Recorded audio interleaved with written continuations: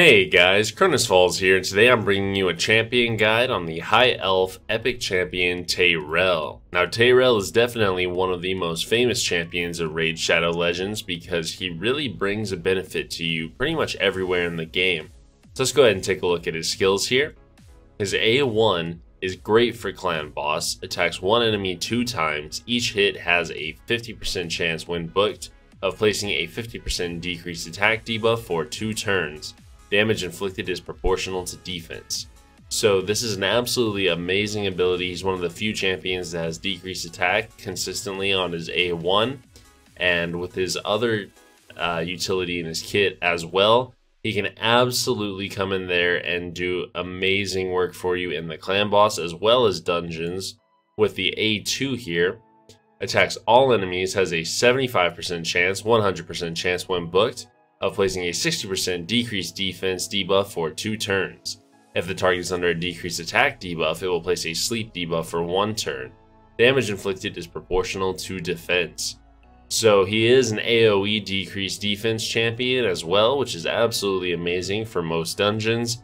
He also brings this for clan boss, granted on a 4-turn cooldown, so he's not the best at it per se, but still very good in this role. And so between decreased defense and decreased attack, he's bringing 2 of the most important debuffs you can possibly bring to a clan boss fight, as well as filling a role that you need in basically every dungeon you go into with the AoE decreased defense. And the decreased attack works very well on dungeon bosses to help you take less damage. Now let's go ahead and take a look at his A3 here. Attacks one enemy, decreases the target's turn meter by 50%. If the attack fully depletes the turn meter, it will place a stun debuff for 2 turns. Damage inflicted is proportional to defense. So this is another great ability.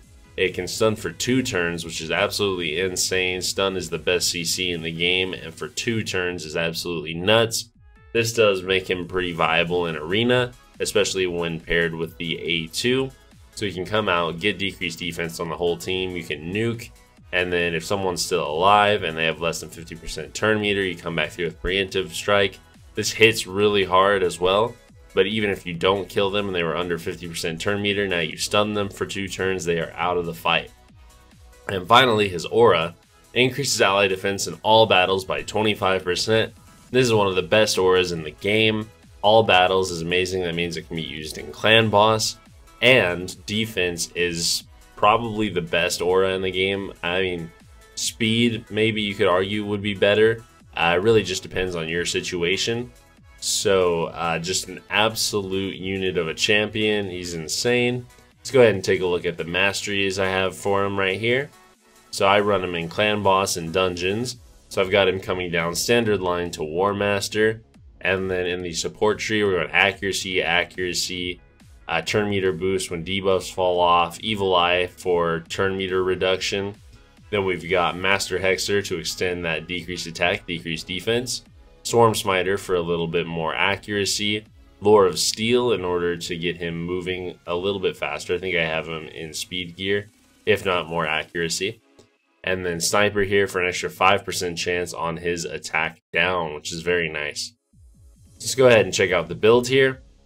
So I've got him in a lifesteal set, and yeah, speed, so he gets him a little bit more speed on that lore of steel. So let's see, the weapon we have here is running 17 speed, 12 accuracy, which is absolutely great. We've got on the helmet 12 speed, 18% HP, which is nice. And this isn't the best build that I could do for him, but I'm not using him currently in clan boss, so I just kind of threw on what I had left over. Don't get me wrong, it's still a very good build, but you can definitely get away with a little bit less than this, especially if you're fighting something like a brutal clan boss. You don't need this kind of levels of defense and speed. Let's go ahead and see here on the shield, we've got 11% defense, 13% crit rate, which is nice, 5% crit damage.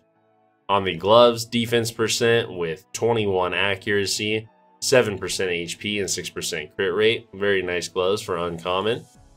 Then on the chest, 50% defense with 5% crit rate and 12 accuracy.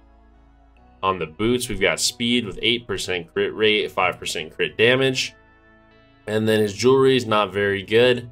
Just 4 stars on the ring and amulet. So we've got defense on the ring. We're going 11% defense as well on the substats and 6% HP. Then we've got a defense amulet with 11 accuracy and 30 resistance here, which isn't really necessary anywhere, but it is cool. I think I had it on him because I used him as an off affinity tank for Spider 19. So that's a good role for him as well. And then we've got him in an accuracy banner with 15 speed, which is very nice. Also 29 base defense. So a pretty decent build for him. He's rocking, let's see here, 30k HP, 4k defense, 192 speed, 52% crit rate, which isn't bad, 86% crit damage, not too much, 91 resistance, and 224 accuracy. So the accuracy is in the place I want him to be for Ultra Nightmare, as is the speed, although a little bit low for where I would like him since I am running a speed team. Defense is in a good place, 4,000, and HP 30k is a little lower than I would like, but still plenty good. Alright, so let's go ahead and take him into some content then. So we're going to come into the dungeons over here, and he can come into every dungeon for you. So let's go ahead and take a look. In the Ice Golem, this is the team that I ran the other day in order to show off, who was it? I think Reliquary Tender. So I'm going to go ahead and take Stagnite out here. We are going to throw Tayrel in. And let's see, is there anyone else I want to switch out? No, I think we're looking pretty good. So let's go ahead and run this here. So this is Ice Golem 20, and he's coming in as our decreased defense champion. Alright, so we come in here and Tayrel's going to go ahead and use his decreased defense on the first turn, so we're looking pretty good here. He's going to come through with his A3 on the second, knock down some turn meter, so we're not worried about her coming around yet. Unfortunately, on his A3, he does not focus the people with the lower turn meter. So that being said, he doesn't get the stun off as often as you might hope, but he still does a pretty decent job. Let's see here, we get some debuff cleanse with our Reliquary Tender. Our Armiger gets healed back up by our Apothecary. And we've got some decreased turn meter going on there. Got another freeze off from Greybeard, looking pretty good. This one always has that block debuffs on for 3 turns, so it makes the wave take a lot longer than it should. There goes the Drake. We're still moving along nicely. Probably be getting through this wave right around the 1 minute to 1 minute 10 mark. Just because we can't place decreased defense on her, so it makes it take a lot longer. There we go. We would have gotten a stun there if it weren't for the fact that she had the block debuffs, and we're on to the second wave. So now we just hope that Greybeard can come through and get us some CC going before we get those shrieks off. He did not, so that's going to be making us look a little ropey. Armiger is going to take some serious damage here. He's almost down. There he goes. He's back up. And no, oh, we got 1 freeze. Armiger just killed himself on the reflect damage on the Drake. Ooh, our Reliquary Tender's looking a little ropey as well. Let's see, we got a provoke going on there. A little bit of turn meter boost. She's coming back up. Our Tayrel is stunned, so dang, this is looking hectic.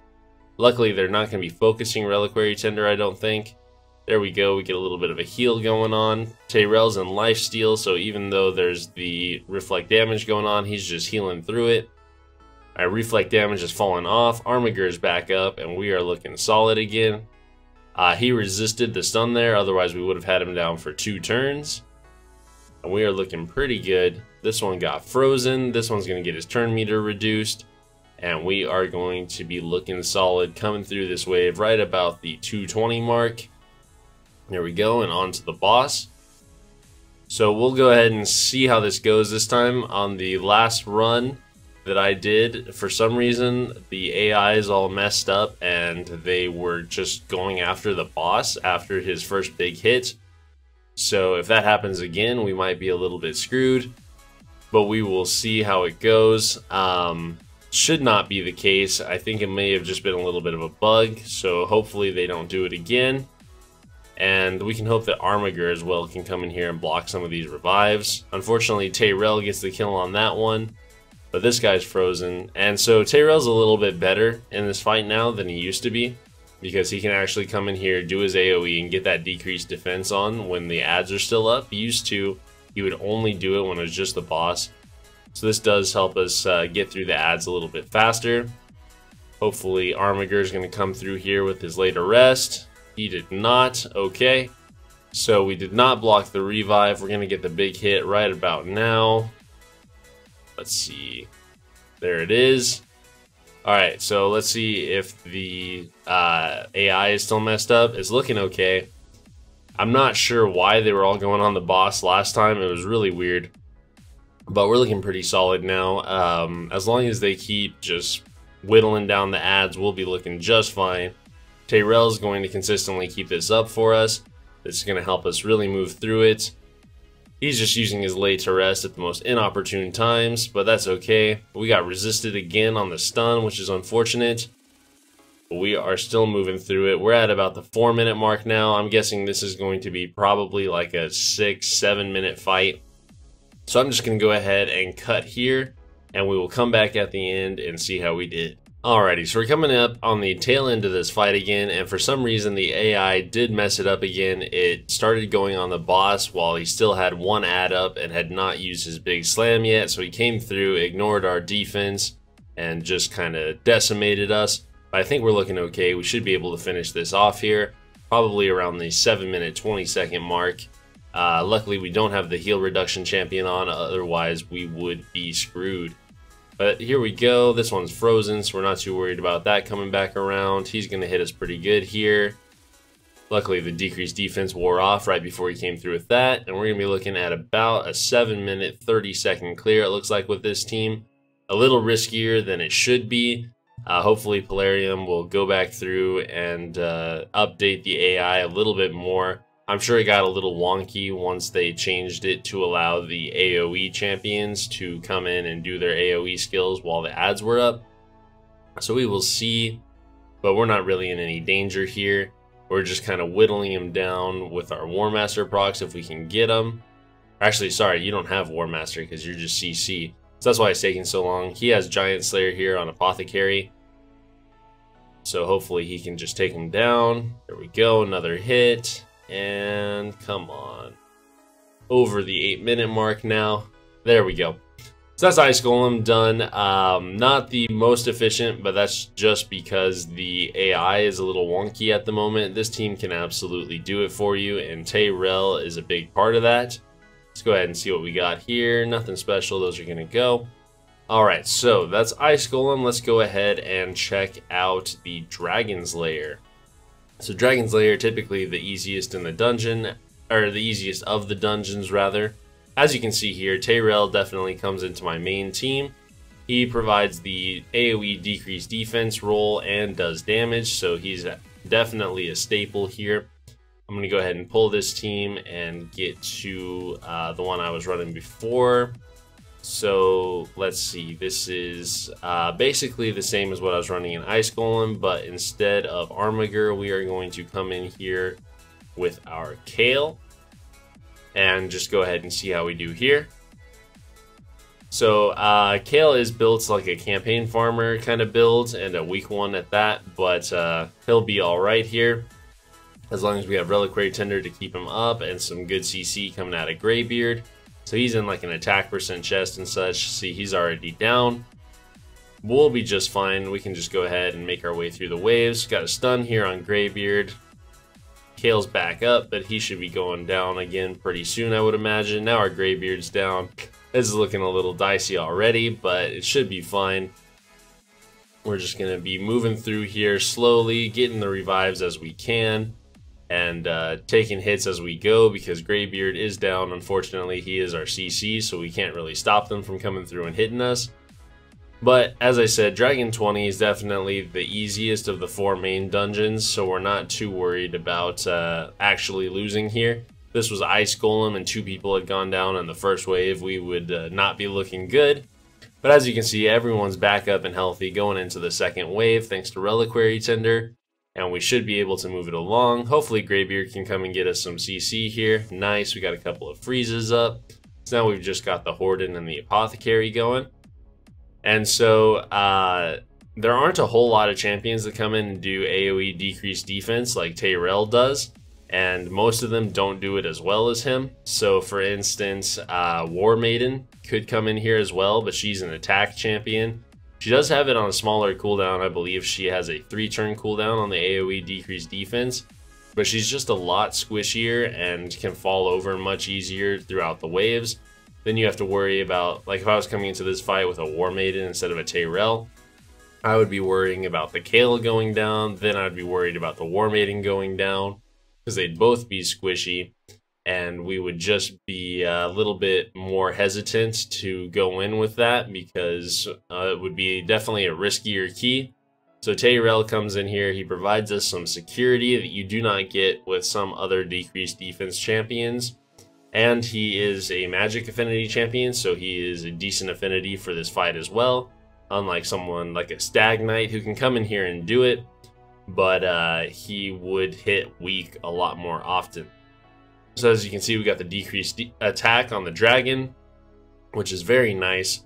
That makes the dragon do a lot less damage to us. We got the cleanse off of all those poisons. We actually do have the decreased defense already now, so that's looking good. As long as we can keep these poisons stacking up from Kale, and some damage stacking up from Tayrel and the War Master procs of Reliquary Tender and Kale, as well as the Giant Slayer on Apothecary, we should be able to just absolutely mow through this dragon's health without any sort of worry about our team going down. There we go. We got the inhale bar back up and got some poisons rolling. Not too many. Hopefully we can get a couple more in here. There we go. We got the disintegrate. 3 more coming up. So we are absolutely going to mow through that bar. Looking good. Can we get a cleanse here? We can. So now we're not going to be taking all of that poison damage. And a cleanse is very good against the dragon because he puts on, I believe, 2 poisons for 3 turns, which is a lot of damage. That adds up to like 30% total max HP damage, and I believe a decreased defense on you, either that or a decreased attack. So clearing those debuffs is very good for you. Looks like I am about to get timed out here, unfortunately, so I'm going to have to quit the game and come back in. Oh no, here we go. Perfect. Terrible chest, terrible life. Let's back out. Stage selection.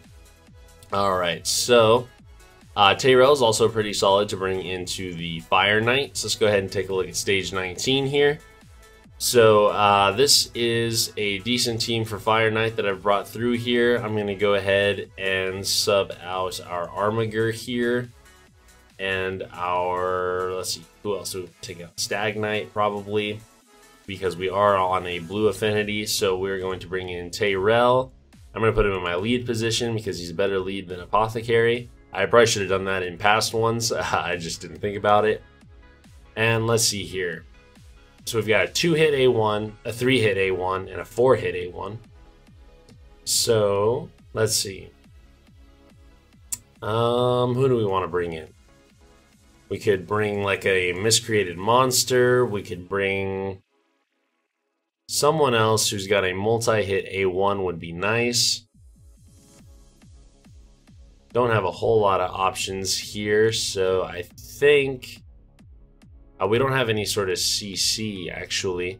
So maybe Greybeard does come in with us. I'm not sure how this will run because we are not going to be knocking down his turn meter enough, as well as not really having a ton of extra hits here. Hopefully it'll be okay though, we will see. We do have a little bit of turn meter manipulation with Tayrel as well as Cold Heart, so we shouldn't be looking too bad. Let's go ahead and start this up and see how we do. So as long as we can get through the waves, well, actually, I'm not sure. We should definitely be able to get through the waves, I would think, but the problem will be the boss himself, because getting through that shield is a little bit of a tricky matter, and then once you're through it, you definitely want to keep it down. Armiger does an amazing job of doing that for you, but since we can't bring him in here on a blue affinity, or at least it's not that good to bring him in on a blue affinity, we'll be looking a little bit more dicey since we can't keep it down permanently. That's fine, that's just a little bit extra challenge. Not everyone has an Armiger or 2 rolled up, so you can see a little bit different strategy here. Hopefully it pans out for us. As long as Coldheart doesn't go too stupid with her abilities, we'll be looking alright. Alright, so let's see. We're on to the second wave. We're at the 55-second mark. Not too bad. Hopefully the Ray doesn't do too much to us here.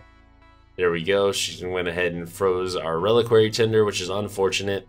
Of all of the people to get frozen, she's probably the worst one because she's the one who can cleanse it. That's a big hit on us. We got a little bit of a cleanse off though. Hopefully Reliquary Tinder gets healed before they come through and do too much more to us. There we go. So now if our Coldheart goes down, we have a little bit of a backup in Reliquary Tinder. Ray's got a provoke on her, but she hits AoE on her A1 anyways, but she goes down. Still got 2 Tayrels coming through, which is a little scary. We knock down his turn meter. Reliquary is going to bring our Coldheart back for us. And we are not looking too bad now. See, this one's probably going to come in on our Coldheart now. Oh, we got the provoke though, so he will not. And we'll be getting through this second wave right at the minute 50 mark. Unfortunately, Coldheart's going to be coming in with a Heart Seeker, it looks like, on the boss. So I'm just going to go ahead and take it off of auto here because I don't want us to get messed up too bad. We're going to come through with the A1. Let's see, we're going to go A1 on that. A1 on that. We can't get a freeze on him, but we can go ahead and drop some turn meter here. So as long as he has 1 left on here, you can come through and drop the turn meter. You will get the effect. You won't get as much damage though. So let's see, boom, 50% turn meter off. We can speed up now. We can go Heart Seeker probably. Let's see, do I want to go Heart Seeker? I just don't know if she's going to come back around. Yeah, I'll just go ahead and go for the A1, get the heal reduction off just in case. And then we are going to go A1 on Reliquary Tinder. Let's see, is this worth doing? Probably. Let's just go ahead and get that off. Let's go A1 on Tayrel, knock down a little bit of turn meter. So hopefully our Coldheart gets around first. Now we're going to go Heart Seeker, knock down the turn meter, do a little bit of damage. And we're just going to keep going like this. Hopefully we can get Tayrel's back around before he comes up again. We are not going to be able to though. He's still on a 2-turn cooldown on that. But we're not looking too bad. We've got heal reduction up. We have a little bit of turn meter control, so we are looking all right. I'm going to go ahead and put this counter attack up. That way when he comes back around, we will get a hit on him. Get some decreased defense going for us. Get the A1, a little bit more heal reduction for you. And here we go. So he doesn't get the heals, but he is going to hit us for a little bit. Not too bad though, because his shield was broken. So let's go ahead and hit him here. We're going to go A1, get the double hit. And then A1 again, A1. So we're going to go ahead and break the shield right here. Let's see, can Tayrel come back around and get that turn meter reduction? I think so. Yep, there we go. So boom, knock that down. And basically we're just going to continue on like this. I'm not going to make you sit through the whole fight, so I'm just going to go ahead and cut here, and we'll come back at the end. This team can definitely do it. And I think you'd have a little bit better options going against 20, but this stage was actually a lot harder for me because I was trying to come through here with a couple of Armigers, and they don't work that well on the blue affinity. So that being said, like I said, I'm going to cut here and come back when we're done. Alrighty, so we went ahead and finished it off, 5 minutes 44 seconds, and that'll get you through 19. Tayrel's not going to be the best on 20 because he is affinity countered, but there you go. That's 1 epic and 4 rares going through Fire Knight 20 or 19. You don't need to auto that, so as long as you can get it done once, you'll be looking good. So now let's go ahead and take a look at the Spider. So Tayrel is actually very good for Spider as well. He gives you the decreased defense, he gives some turn meter control. So I'm going to go ahead and take out Stag Knight here and throw him in. This is my main team that I run Spider 20 with, and I think we'll still be alright without Stag Knight because he does bring the 50% turn meter drop, but we will see. So let's go ahead and come in. As long as you've got Miscreated Monster, you're looking a lot better than some people. So we're going to get the decreased defense at the start here. He's actually a little slower than everyone else, so we get the burns off. And he does more damage than I would want, unfortunately. So we're not actually going to get the full effect of these HP burns here, but we will still get a decent amount. We've already got the spider well under 50% health. So she's probably going to come back and get one feeding because his turn meter reduction did come off right after Cold Hearts. So if you speed tuned a little bit better, this would work better. Also, my Cold Heart is just taking an absolute pounding because Stag Knight is my normal tank for this. But Miscreated Monster is going to come in and say, hey, stop hitting my girl, she's okay. And she'll actually do a little bit more damage for me now if she can get back around to that Heart Seeker, because she has a mastery that makes her do more damage the more debuffs are on her. So as long as she doesn't get killed off immediately, we'll be looking okay. Got the ally protection up now. She's looking a little haggard, but we're going to get more HP burns going. And the spider's probably going to go ahead and feed right now, but we got the turn meter decrease. She's done. Boom. Tayrel can absolutely come in there and do it for you. Another thing I don't have him built for, but as I said before in the video, I actually came into Spider 19, which is Force Affinity, and the way that I beat it was I had Tayrel be my Spiderling tank, and so he is Blue Affinity. He could get off some decreased defense, some turn meter reduction potentially. I built him with really high resistance and defense. So that plus Miscreated Monster coming in and giving him shields, I was able to get through it, so he can do that job for you. It's definitely not the easiest thing in the world, especially if you don't have a Miscreated Monster. But if you can get through stage 19, typically stage 20 is a lot easier for you. So that's the dungeons. Now let's go ahead and take a look at Clan Boss. So like I said, Tayrel's probably best known for Clan Boss. That is his bread and butter. So we're going to go ahead and come into Nightmare here. It is Green Affinity. Wow, my clan is knocking it down. I haven't even hit it yet today. But let's see here. So this is my normal team that I'm running. I've got Jareg coming in as my lead. And then I've got Mashaled giving Leech, Arbiter with some speed, or turn meter rather. Mashaled gives speed. Rotos and Occult Brawler doing damage. I'm going to go ahead and take Jareg out here. I'm going to put in Tayrel as the lead. He should be a little bit more consistent with the attack down, but he's not giving as much overall support as Jareg does for my team personally, because I already have the decreased defense, and I'm going to be losing out on increased defense as well as ally protection. So I'm not expecting this key to be as high as what I would normally get. That being said, it should be just fine. So Tayrel's going to come in here last because he is my slowest. I'm going to go ahead and start with the decreased defense. Then we can go ahead and do some hits with Rotos here, get some more speed boosting, and then we should get the first hit there. There we go. So it is a Green Affinity, which is nice. Tayrel is not going to be taking as much damage from it. Some weak hits are going to be coming through. We're going to knock down that attack by one turn, and then go in and get our decreased attack going. That's basically what you want to do if you're playing it on manual. If you're playing it on auto, he is going to use the A3, which does hit decently hard, but is not optimal. You want that decreased attack coming off as much as possible. So I'm going to go ahead and hit auto here, and we are going to see how far we get. I'll cut back in and show you the damage at the end. Alright, so it looks like we're approaching the end of the fight here. We're definitely not going to last as long as we normally do with Jareg, so we're probably going to be looking at a sub 30 million key. But that being said, that's still plenty to 2-key Nightmare Clan Boss, and this team is definitely meant for Jareg to be in here. You can work Tayrel into teams that would absolutely outperform this. He's absolutely viable for Ultra Nightmare as well. I just kind of want to show him at a level that more people are going to be relatable to, I suppose. A lot of people can hit Nightmare, but aren't quite at a point yet where they feel comfortable hitting Ultra Nightmare. So Tayrel can definitely come in and do a lot for you. He is one of the best decrease attack champions in the game. I believe his chance of placing the decrease attack is on par with Altan's. So, which is 75% chance to apply it. So absolutely good. And it looks like we are actually getting over the 30 million mark. So as you can see, we did over 1 million damage per key here.